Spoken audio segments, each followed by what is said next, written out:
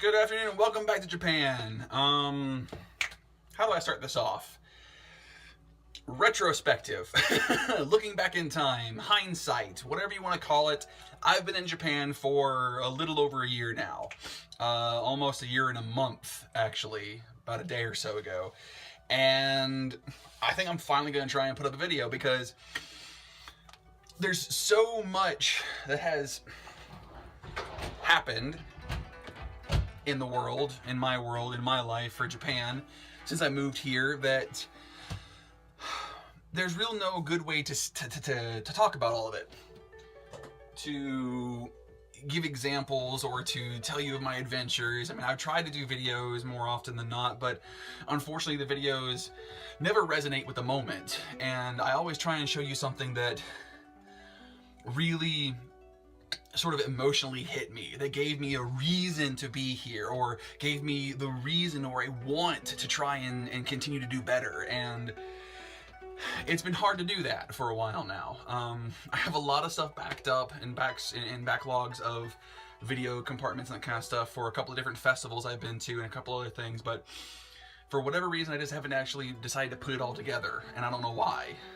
Other than laziness, and I don't have an answer for it. It's procrastination at its finest. But, you know, coming to Japan has changed a lot of things. Coming to Japan has moved my life forward. So many things have happened to me. I've become more confident in my language speaking. I've learned more of the language itself. I've been able to understand more when I watch movies or something of that nature. And I was actually watching a movie just earlier today, and I was watching it and I was horrified, absolutely horrified at the horrible translations that it was done in, because of the fact that none of the translations matched up with the actual dialogue of the film. So I was watching one movie while I was reading another, and it was really weird.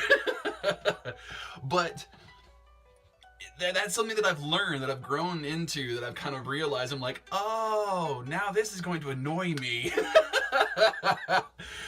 But it's part of my life now. It's part of growing up, when you finally find that passion, finally find that thing inside of you that it really excites you, that really speaks to you on a very personal, very spiritual level. And that's more or less what Japan has done for me. Now, am I going to say that I'm going to be here for a long time? I have no idea. And a long time is a relative term, ladies and gentlemen. I don't know how long a long time is. I've been in Japan for a little over a year and a month now. That is a long time, but in the grand scheme of things, that's only 1/26th, 1/27th of my lifespan so far. So, you know, there's still plenty more to go. So I don't know how long is. I wish I could know, that way I could plan, but But Japan's been great. I have seen movies, I have experienced culture, I have listened to good music, I have partaken in wonderful alcoholic beverages in the past. That's much easier to say for me for whatever reason. And I've eaten good food, and I've smelled wonderful new things, flowers, trees, people. That sounds weird, but in honesty, for me, that is a big thing. I'm a very sort of like physical, kinesthetic person, that everything I do, I need to touch, I need to smell, I need to taste, I need to see, and it's just, everything has to do with being able to interact. And I've done more of that in Japan, growing, learning from that, and it's been fantastic. It's been absolutely fantastic, absolutely wonderful, and I've been loving every minute of it. I do miss home, I do miss my family, I do miss my friends, I do miss all the different opportunities that were in America, were back home in Georgia. I mean, you know, times come and times go, things come and things go. Events happen, and then more events happen later on. So yes, I've missed a lot of things. Yes, I've missed some opportunities speaking to people to tell them about my mind and what I believe in about them, or what I see or what I perceive. And I wish I could have done that. I wish I could have been there, but, you know, I just hope that they understand that there's a reason why I couldn't, or there's a reason why I couldn't tell that person my feelings, because I'm 7,000 miles away and I don't like directly speaking to someone through a screen on, like, through Facebook or Skype or something. And so learning to cope with distance and loss from, the other side of the world is another learning step. I'm growing into an adult and I don't like it. I am adulting and it stinks, but at the same time, it's very important to me.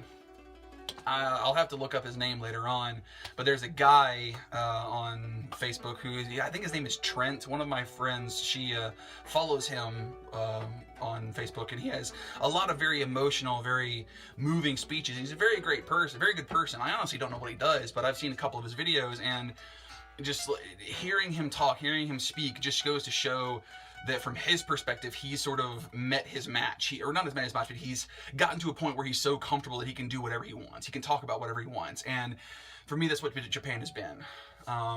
Or not exactly Japan has been that in and of itself, more like Japan has opened up the doorway for these emotions to finally sort of coalesce and come forth to allow me to be courageous and do things and talk to people and meet people and going out into public and not have a panic attack, which, has happened before. But that's because of the fact that I wasn't used to the world. I wasn't used to having judgments thrown at me. Back in America, I never had any moments where I was the minority. I never had any moments where I was worried about what color I was or how tall I was or whether or not I had a beard. That's been a big thing for whatever reason here in Japan. So coming to Japan has taught me how the minorities live. And I'm not going to say that I know what it's like to be a specific minority or the troubles a specific minority has gone through. That's not the point of this. But I am saying that I have seen the other side of the glass. It hasn't been ungodly horrible, but I do know what it's like to be oppressed or to be denied, to be segregated. And it's not a good feeling. It's not. So it's given me perspective. I think it's something that a lot of people should learn about. It's a horrible, horrible feeling, but it switches your mindset. It gives you a new lease on life because it gives you the opportunity to really think about your actions. And I've really enjoyed that. Not exactly enjoyed, but I think you understand my meaning. I don't know. It's been a wonderful time. I've been here for a year and a month, and I've really, really grown. And I hope that you've seen that, depending on who you are, or if you've just seen it in my videos. I don't know, it's just been a good time. I've learned how to budget. I've learned how to do bills. I've learned, why it's always a good idea to find the closest grocery store instead of the best grocery store. Because when you don't have a car or a bicycle, it takes a lot to be able to carry home a week to a month's worth of groceries just with 2 arms. I've learned space management. I've learned time management. I've learned, how important it is for communication between yourself and your boss, very specifically when all of that is coinciding with the level of an education that you're going to give students. That's very important. So I've learned a lot, both off job and on job. I've learned parts of the language I didn't know about before. I've learned how difficult English is. I've learned how incredibly hard Japanese is. But I've also learned that I'm not alone in that, learning another language. No one is alone in that. So that's another thing I've learned. And it's been fantastic. It's been wonderful to learn all these things, to grow, to show, or to develop these emotions and feelings and mindsets to sort of change me, to complete me. And it's been great. It's been good. I've been loving every minute of it. It's been scary. It's been real scary, I'll admit.